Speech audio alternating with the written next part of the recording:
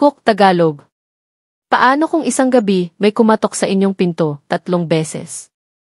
Tahimik, mabagal, at kahit anong silip mo wala kang makita. Pero sa bawat katok, unti-unti mong nararamdaman may bumubulong sa likod mo. Isang kwento ng aswang, pagtataksil, at isang sumpang bumabalik sa bawat henerasyon. Huwag mong iskip ang videong ito dahil baka sa susunod, ikaw na ang kakatok. Let me know if you want this hook with background music timing cues or a shorter version for TikTok or YouTube Shorts. Gabi ng Huwebes. Malakas ang ulan. Ang hangin ay tila may dalang bulong ng kasamaan. Sa baryo ng San Miguel, sa gilid ng kagubatan ng Iloilo, may isang matandang bahay. Luma ang kahoy. Basag ang mga bintana. Naninirahan doon si Aling Marta, isang hilot na kilala sa buong barangay. Tahimik ang kanyang gabi hanggang sa may kumatok sa pinto. 3 beses. Malalim. Mabagal. Parang may galit. May tao po ba? Tanong ng tinig sa labas. Malamig ang boses, parang galing sa ilalim ng lupa. Si Aling Marta ay hindi agad tumugon. Sa kanyang likuran, gumalaw ang kandila sa altar. Parang may dumaan. Kinilabutan siya. Tumingin siya sa orasan. 2:30. Walang bisita ang dapat pumupunta sa ganitong oras. Nang muli siyang nilingon ang pinto, may aninong dumaan sa may bintana. Pahapyaw. Parang may pakpak. Hindi ako magbubukas, bulong ni Aling Marta sa sarili. Ngunit biglang may sigaw. Tulungan mo ako. Inaatake ako ng aswang. Boses ng babae. Mataas, puno ng takot. Tumindig ang balahibo ni Aling Marta. Kilala niya ang boses na iyon. Si Liza, ang anak ng kanyang matalik na kaibigan. Pero si Liza, 2 taon nang patay. Tinaga ng itak ng sariling ama, matapos mahuling tumatawa habang kumakain ng hilaw na lamang loob. May trauma si Aling Marta sa gabing iyon. Alam niya kung anong nakita niya. Bago mailibing si Liza, nakita niya kung paano huminga pa ito. 1, 2, 3 huling hinga. Dahil ayaw ng pamilya na mabisto ang sumpa.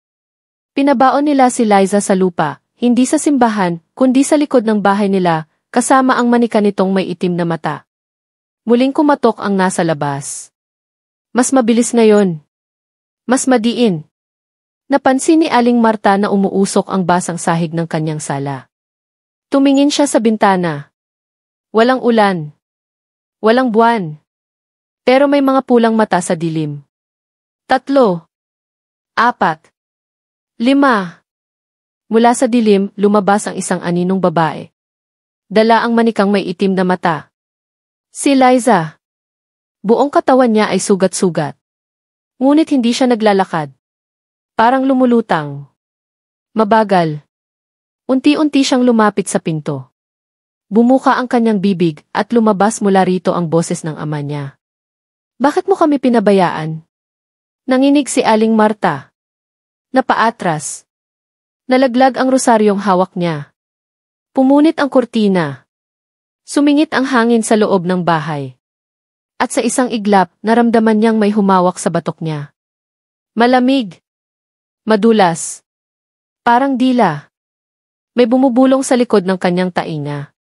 Ang hustisya ay hindi laging mula sa tao. May mas lumang batas sa ilalim ng lupa. Napakapit siya sa dibdib. Nanlamig. Napakagat siya sa labi. Tumulo ang dugo. Ngunit hindi sa kanyang labi. Galing ito sa kisam. Tumulo. 1, 2, 3 patak. Dumiretso sa manikang hawak ng anino. Doon nagsimulang gumalaw ang mga gamit sa bahay. Lumipad ang mga kutsara. Pumutok ang bombilya. Umingay ang mga orasan. At biglang nagsara ang pinto. Nasa loob na ang aswang. Nasa loob na ang aswang. Hindi siya pumasok sa pintuan. Parang usok siyang sumingit sa siwang ng bubong. Unti-unti siyang nagkahugis. Isang babae, ngunit hindi na tao. Mahaba ang mga kuko. Ang mga mata ay walang puti, puro itim, parang balon na walang hangganan. Ang balat niya ay tuyot, pero dumadaloy sa ilalim nito ang maitim na dugo. Naglakad siya paikot sa sala. Hindi naglalakad. Parang dumudula sa hangin. Bakit mo ako hindi tinulungan, Aling Marta? Tanong niya. Binigyan mo ako ng gamot pero hindi mo sinabi na mas malakas ang sumpa kaysa sa dasal mo. Umalingaw-ngaw ang tinig sa buong bahay. Parang may kaakibat na iyak ng mga sanggol. Lumapit si Liza sa altar. Tinapik niya ang krus. Binasag ito ng kanyang daliri. Bumagsak ang mga kandila. Namatay ang apoy. Nagdilim ang paligid. Sumigaw si Aling Marta. Ngunit walang tunog ang lumabas sa kanyang bibig. Pilit niyang binuksan ang bibig, pero parang may nakasuksok na buhangin. Umuubo siya ng dugo. May gumagapang sa kanyang tiyan. Mainit. Parang may buhay. Ang hustisya, Aling Marta, bulong ni Liza habang nakadikit ang mukha sa kanya, hindi palaging dumarating sa liwanag. May mga kaluluwa sa ilalim ng lupa na hindi nakatulog. Dahil may mga pangako kang binitawan na hindi mo tinupad. Biglang lumitaw sa paligid ang mga anino ng mga batang nawawala sa barangay. Isa-isa silang sumulpot mula sa dingding. May sugat sa liig. May butas sa tiyan. May wala ng mukha. Nakatingin silang lahat kay Aling Marta. Puno ng galit. Puno ng hinanakit. Sumigaw ang isa. Tapos ang isa pa. Hanggang sabay-sabay silang nag-ingay. Hindi mga tinig ng bata. Kundi mga tinig ng hayop, aso, baboy, kambing, lahat ay halo-halong iyak ng sakit. Sinubukang tumakbo ni Aling Marta. Ngunit ang sahig ay parang naging puti. Bawat hakbang niya, may kamay na humahawak sa paa niya mula sa ilalim ng tabla. May mainit na hininga sa kanyang batok. Hindi mo kami iniligtas. Ngayon, ikaw ang ililigtas namin. Lumapit si Liza. Dahan-dahan niyang inilabas ang isang itim na karayom mula sa kanyang buhok. Ipinatong niya ito sa noo ni Aling Marta. At doon, nagsimulang mag-iba ang paligid. Ang bahay ay biglang naging sementeryo. Ang mga dingding ay naging nitso. Ang kisame ay naging langit na puno ng uwak. At si Aling Marta. Nakita niya ang sarili niya sa gitna ng sementeryo. Nakadamit pang hilot. Puno ng dugo ang kanyang mga kamay. Sa kanyang harapan, nakaluhod ang mga batang nawawala. Sabihin mo, wika ni Liza, anong mas mahalaga, ang dasal o ang kaluluwa mo? Aling Marta ay umiiyak na. Ngunit ang kanyang luha ay itim. Parang langis. Parang lason. At unti-unti nawawala ang kanyang anino. Unti-unti nawawala ang kanyang anino. Parang hinihigop ng lupa ang kanyang pagkatao. Tinitigan siya ni Liza. Wala na ang lungkot sa mga mata nito. Puro puot na lang ang natira. Dahil pinili mong tumahimik, pinili mong mabuhay. Ngayon, mamamatay kang walang pangalan. Naglakad si Liza palapit. Ang lupa sa paligid ay gumuguho. May mga kamay na lumalabas mula sa ilalim, mga butong nanginginig, mga kuko na puno ng putik. Ang mga boses ng bata ay naging bulong ng libo-libong espiritu. Walang iisang wika. Parang mga dasal na isinumpa. Patawad, bulong ni Aling Marta. Hindi ko alam. Sumagot si Liza, malamig ang tinig. Alam mo. Pinaalis mo ako sa bahay mo nung kailangan kita. Pinili mong maniwala sa batas ng tao, hindi sa batas ng dugo. Lalong lumamig ang hangin. Umiikot ang paligid. Parang nawawala ang grabidad. Lumulutang na ang katawan ni Aling Marta. Parang hinihila siya paitaas, pero pabigat ng pabigat ang loob niya. Sa kanyang dibdib may bumubuo ng hugis. Isang malaking mata. Dilat. Pulang-pula. Tumibok ito. Tumibok ulit. At sumabog. Lumitaw mula sa kanyang dibdib ang isang itim na ahas. Umikot ito sa lig niya. Huminga sa kanyang pisngi. Mabaho. Amoy na bulok na laman. Simula ngayon, bulong ni Liza habang nakatayo sa harap niya, ikaw ang magiging bantay. Ikaw ang magbabayad para sa lahat ng pinabayaan. Bumukas ang lupa. Parang bunganga ng halimaw. Sumigaw si Aling Marta, ngunit walang tunog. Nahulog siya, pababa, papalalim, papaitim. Ang mga kamay ng mga bata ay sumunod sa kanya. Hinawakan siya. Hinila siya. Hinati siya. At sa ibabaw ng sementeryo, tumahimik ang gabi. Wala na si Liza. Wala na ang mga anino. Pero ang manika naiwan sa altar. Nakaupo. Nakangiti. At sa pader ng lumang bahay may bago ng anino. Hindi gumagalaw. Laging nakabantay. Laging naghihintay. Laging naghihintay. Sa bawat gabi ng ulan, lumilitaw ito. Hindi malinaw. Parang usok na may hugis ng babae. Ang mga mata nito ay dilat pero wala ng emosyon. Wala na si Aling Marta. Pero ang kanyang sigaw ay naririnig pa rin ng ilang kapitbahay.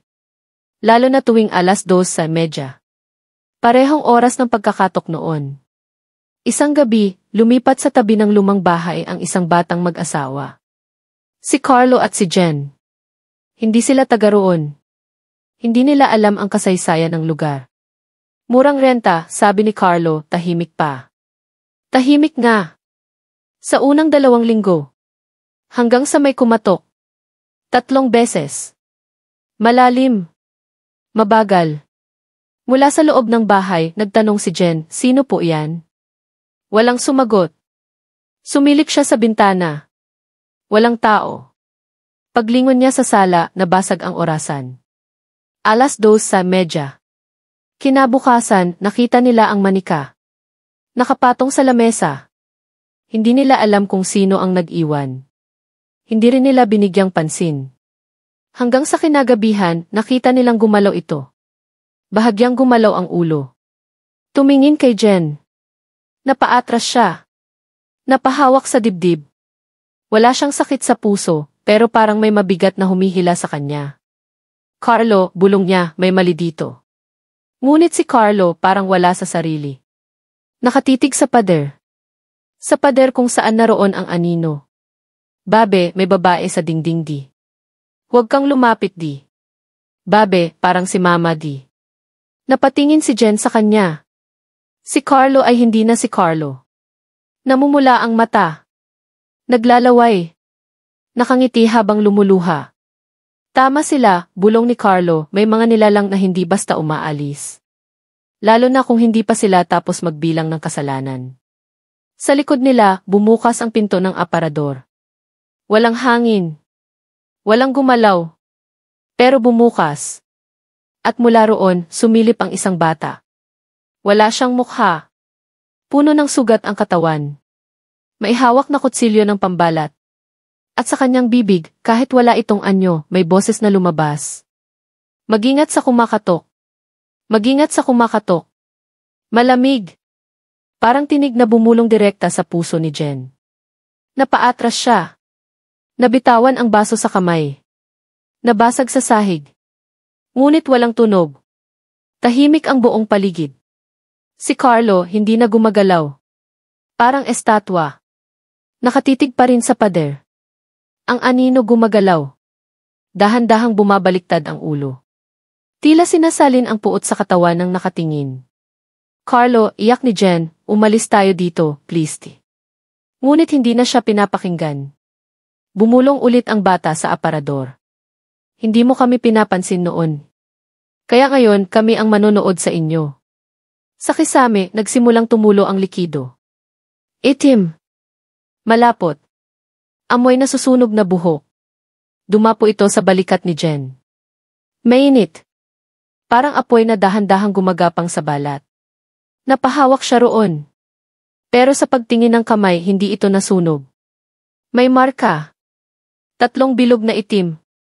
Gumagalaw sa balat niya, parang buhay. Hindi mo dapat hinawakan ang manika, wika ng anino sa dingding. Naging iyon na ang sumpa. Pilit siyang tumakbo palabas. Ngunit ang pinto ay wala na. Puro dingding. Puro anino. Nag-iba ang itsura ng bahay. Hindi na ito ang inuupahan nila. Parang loob na ito ng kabaong. Mababa ang kisame. Maitim ang sahig.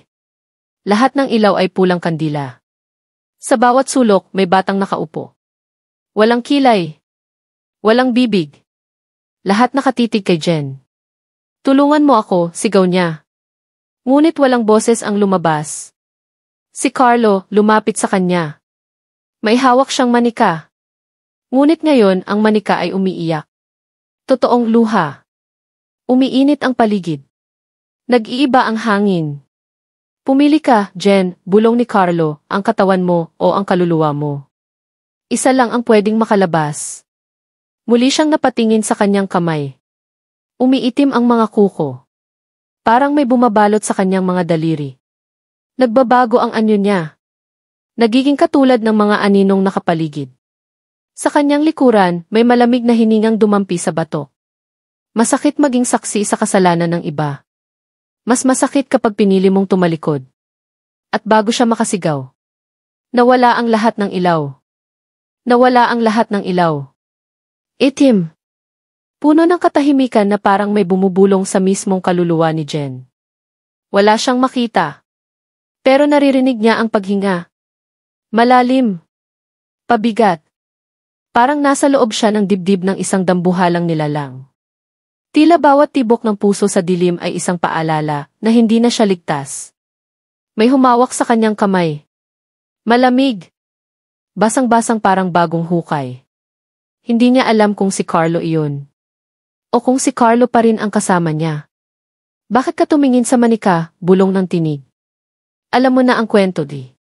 Pero pumili ka pa ring hindi maniwala. Lumapit ang mga bata. Nararamdaman niya ang maliliit na kamay na dumadampi sa kanyang paa. Sa kanyang likod. Sa kanyang batok. May kumakaluskos sa tabi ng kanyang tainga. Hindi sila naglalakad. Parang gumagapang. Parang sumasayaw sa dilim. Wala nang labasan, sigaw ng isang tinig. At sa saglit na liwanag ng isang kidlat. Nakita niya ang kanyang refleksyon sa bintana. Ngunit hindi siya iyon. Ang mukha ay may mahahabang mata. Itim ang balat. Ang bibig ay nakangiti ng sobrang laki, punong-puno ng matutulis na ngipin. At sa kanyang likod, nakatayo si Aling Marta. Buhay. Ngunit wala na sa ulirat. Nakapikit ang kanyang mga mata. Ngunit naglalakad siya. Parang alagad ng dilim. Bitbit niya ang lumang rosaryo na itim na ang krus. Lahat ng hindi naniwala, susumpain, wika ni Aling Marta, sabay taas ng rosaryo. Lahat ng dumaan sa bahay na ito, magiging bahagi ng kwento. Napaluhod si Jen. Umiiyak. Humihingi ng tawad. Ngunit huli na. Mula sa sahig, lumitaw ang pamilyar na kamay. Yung kamay na may markang 3 bilog. Ang kamay niya mismo. Hinila siya pababa. Pababa sa lupa. Sa ilalim ng bahay. Sa pagitan ng patay at buhay. At sa huling saglit ng liwanag. Nakita niya si Carlo nakatayo sa itaas. Nakatingin lang. Walang emosyon. Bitbit pa rin ang manika. At ang manika muling tumingin kay Jen. Nakangiti. At muling kumatok. 1, 2, 3. 1, 2, 3. Muling dumaloy ang katahimikan. Ngunit iba na ngayon ang bahay. Wala na sina Carlo at Jen. Walang gamit. Walang tunog. Tanging ang manika lang ang naiwan sa gitna ng sahig. Nakatayo ito kahit walang suporta. Nakatitig sa pinto. At sa bawat 2:00 sa medya ng gabi, inuulit ang parehong tunog. 3 katok. Parang paalala. Parang babala. Hanggang isang araw, dumating ang bagong pamilya. 3 sila. Ama, ina at batang lalaki. Walang alam sa nangyari. Akala nila ang kwento tungkol sa mga aswang ay katang-isip. Isang bahagi lang ng kulturang gusto nilang iintindihin. Pero may mga bagay na hindi dapat pinag-aaralan. May mga sumpa na hindi dapat hinahamon. Unang gabi pa lang, naramdaman ng bata ang lamig sa kwarto. Hindi galing sa bintana. Hindi galing sa aircon. Galing ito sa ilalim ng kama. May mabigat na paghinga. Parang may natutulog sa ilalim. Dahan-dahan siyang lumuhod. Sinilip ang ilalim ng kama. At doon niya nakita ang manika. Nakangiti. Itim ang mata. At bago siya makatakbo, 3 katok sa pinto. 1, 2, 3. Sabay ang boses na pabulong mula sa dingding. Mag-ingat ka, batad. Kapag may kumatok sa hating gabi. Kapag may kumatok sa hating gabi. Napaurong ang bata. Nanigas ang kanyang katawan. Hindi siya makasigaw. Hindi siya makagalaw. Ang manika sa ilalim ng kama. Gumulong palabas. Tumingin sa kanya. Parang alam ang kanyang pangalan. Parang inaanyayahan siyang lumapit. Mula sa labas ng kwarto, sumigaw ang kanyang ina. Nathan! Anong ginagawa mo riyan? Ngunit ang boses. Iba. Malamig. Mahaba ang bawat salita. Parang minumura siya sa pamamagitan ng tono. Tumayo si Nathan. Dahan-dahang lumapit sa pinto. Inabot ang seradura. Nagdalawang isip. Narinig ulit ang katok. 1, 2, 3. Sumilip siya sa peephole. Walang tao. Pero may gumagalaw sa gilid ng mata niya. Sa likod niya. Paglingon niya, nakita niyang nakabukas na ang aparador. Hindi niya iyon binuksan. Wala naman siyang nilagay doon. Sa loob ng aparador may salamin. At sa salamin, may isa pang Nathan. Pero mas payat, mas maputla, at nakangiti. Gusto mo ba ng kwento? Tanong ng refleksyon. Yung totoo lang di. Yung hindi pa natatapos. At unti-unting lumapit ang refleksyon sa loob ng salamin. Hindi ito nanatili sa loob. Lumabas ito.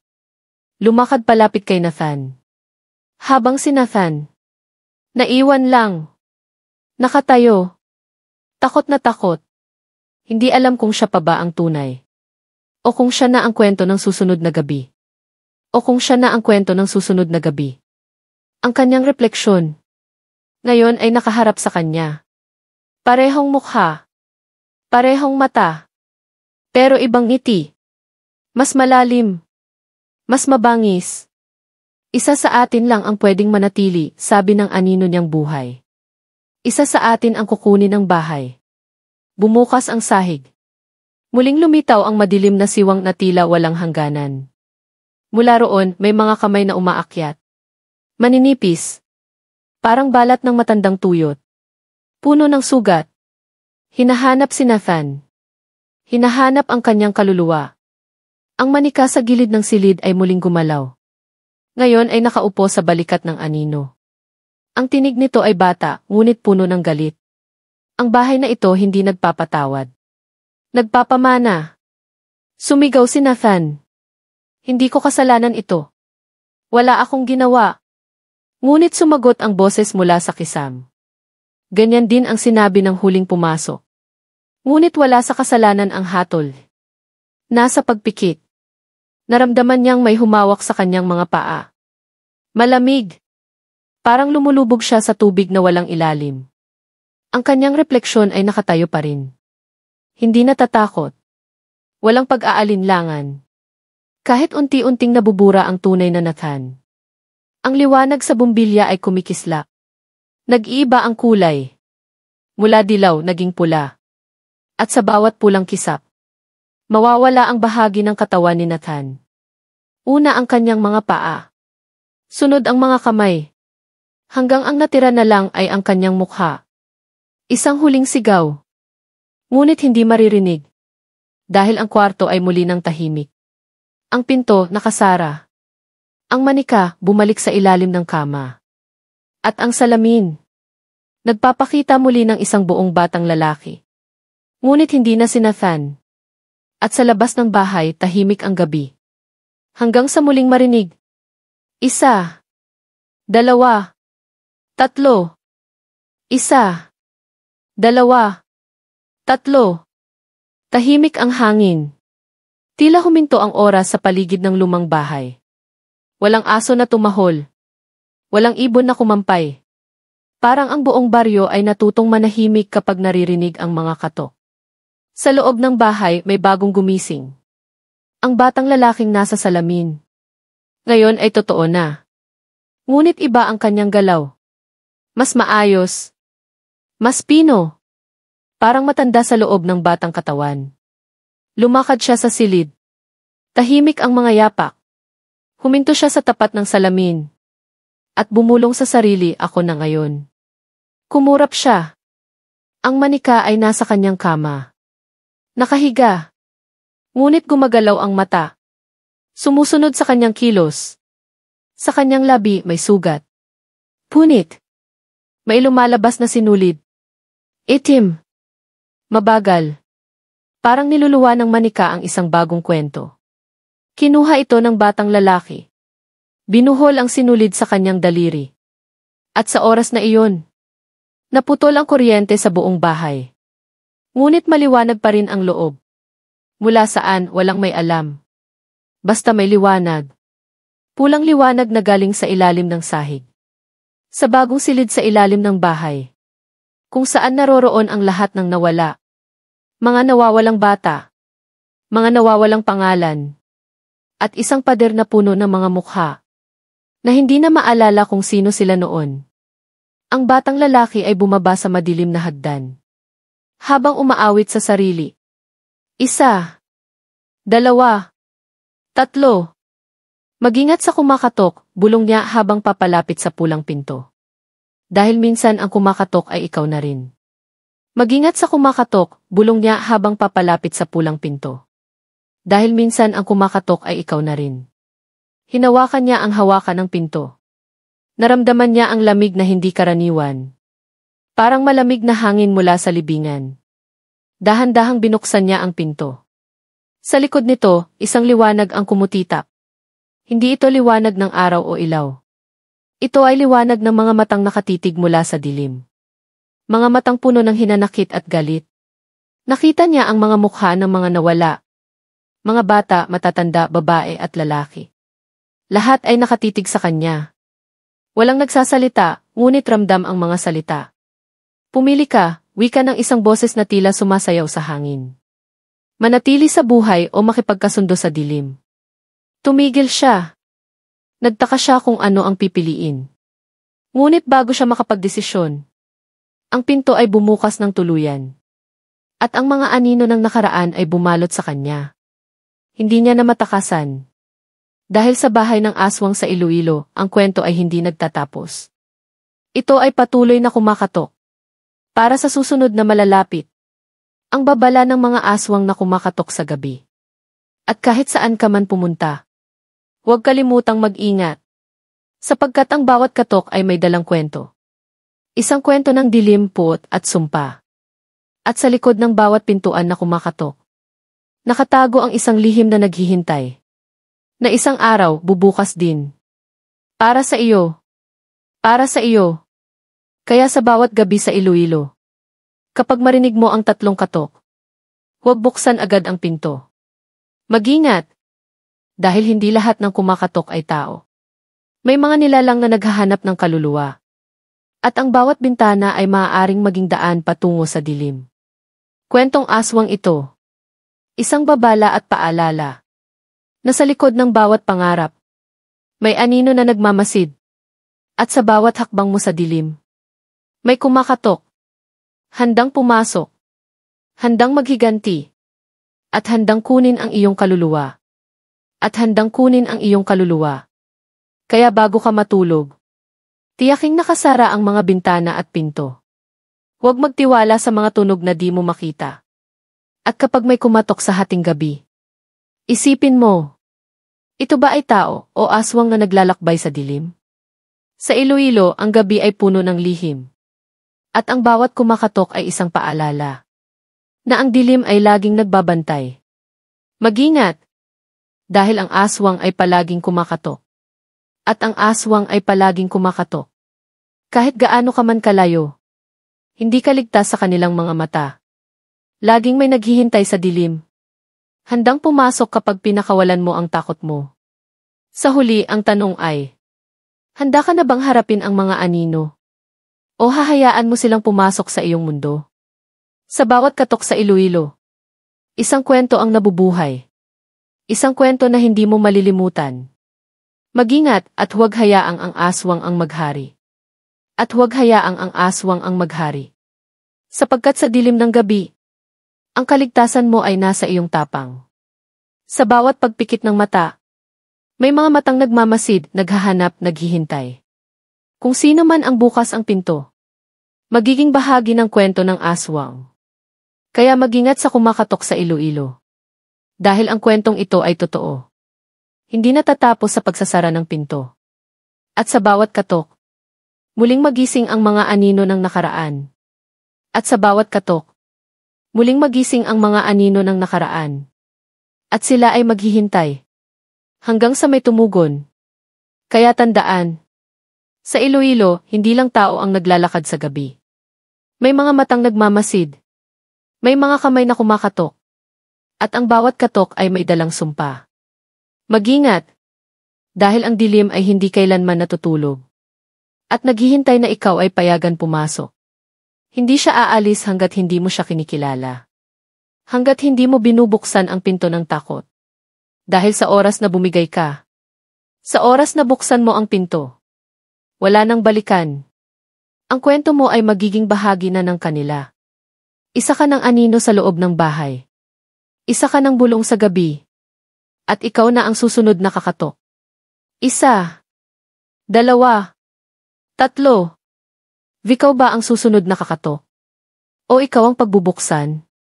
Sa mundo kung saan ang dilim ay may buhay. At ang mga kwento ay may ngipin. Hindi mo na alam kung sino ang biktima. At sino ang halimaw? Baka ang tingin mong inosente ay matagal ng bahagi ng sumpa. At ang tahanang akala mong ligtas ay pintuan ng lumang kasunduan. Kasunduan ng dugo, ng taksil na pag-ibig, ng paghihiganti mula sa ilalim ng lupa. Ito ang katotohanan sa likod ng kwento. Isang katotohanang hindi natutulog. Isang kwentong hindi mo basta-basta matatakasan. Dahil minsan, ang pinakamadilim na halimaw ay yung hindi mo na kailangang anyayahan. Nasa loob na siya. At ikaw ay matagal ng bahagi ng kanyang gutom. Mag-ingat! Dahil ang dilim ay hindi kailanman natutulog. At sa bawat pagbulong ng hangin, nariyan ang mga kwento ng aswang na naghihintay. Kahit anong gawin mo, hindi mo matatakasan ang kanilang bisita. Kaya kapag narinig mo ang katok sa gabi, isipin mo, ang aswang ay nariyan, nakangiti, at naghihintay na ikaw ay payagan pumasok. At ikaw ay matagal ng bahagi ng kanyang gutom. Hinog na ang takot sa puso mo. Alam ng dilim kung kailan ka mahina. Alam niya kung kailan ka pipikit. At sa bawat buntong hininga mo sa gabi, nararamdaman niyang malapit ka ng bumigay. Dahil ang gutom ng aswang ay hindi sa laman lang, kundi sa takot. Sa kasalanang hindi mo pinansin. Sa lihim mong tinago. At sa huling gabi ng ulan. Habang ang mundo ay tulog. Habang ang mga ilaw ay patay. Muling maririnig ang tatlong katok. 1, 2, 3. At sa oras na iyon, hindi na ikaw ang magpapasya. Dahil ang pinto ay kusa ng magbubukas. Dahil ang pinto ay kusa ng magbubukas. Wala nang seradurang makakapigil. Wala nang dasal na makakapagsara. Sapagkat ang bahay ay pumili na. At ang aswang ay gutom na. Mula sa dilim, lalabas ang anino. Hindi nagmamadali. Tahimik. Parang kilala ka na niya noon pa. Lalapit siya sa iyong kama. Habang ikaw ay nakahandusay. Gising ngunit hindi makagalaw. Ang iyong katawan ay malamig. Ang iyong hininga ay mababaw. At sa mga mata mong gising sa takot, makikita mong umiti ang nilalang. Isang ngiting walang kaluluwa. At bago dumilim ang lahat, sasambitin niya ang iyong pangalan. At ang kwento mo ay magiging alamat sa susunod na henerasyon. At ang kwento mo ay magiging alamat sa susunod na henerasyon. Isasama ka sa mga bulong ng matatanda. Sa mga kwento tuwing brownout. Sa mga paalala sa mga batang mahilig magpagabi. Huwag kang papalabas kung gabi na. Baka si Nathan ang makasalubong mo. Baka may kumatok sa bahay ninyo. Baka hindi mo na mabuksan muli ang pinto ng umaga. Dahil sa Iloilo, ang mga alamat ay hindi basta katang-isip. Ang mga kwento ay may katawan. May mukha. At minsan, may pangalan ka rin sa mga ito. Kaya habang may ilaw pa, habang may oras pa, Tandaan mo ang huling babala.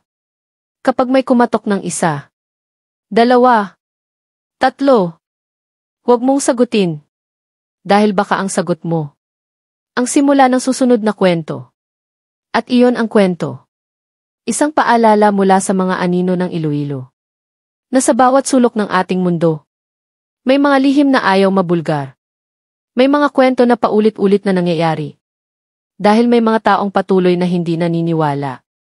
Ngunit ang katotohanan ay hindi kailangang paniwalaan. Para ito'y maging totoo. Mag-ingat sa gabi. Mag-ingat sa mga mata na hindi mo makita.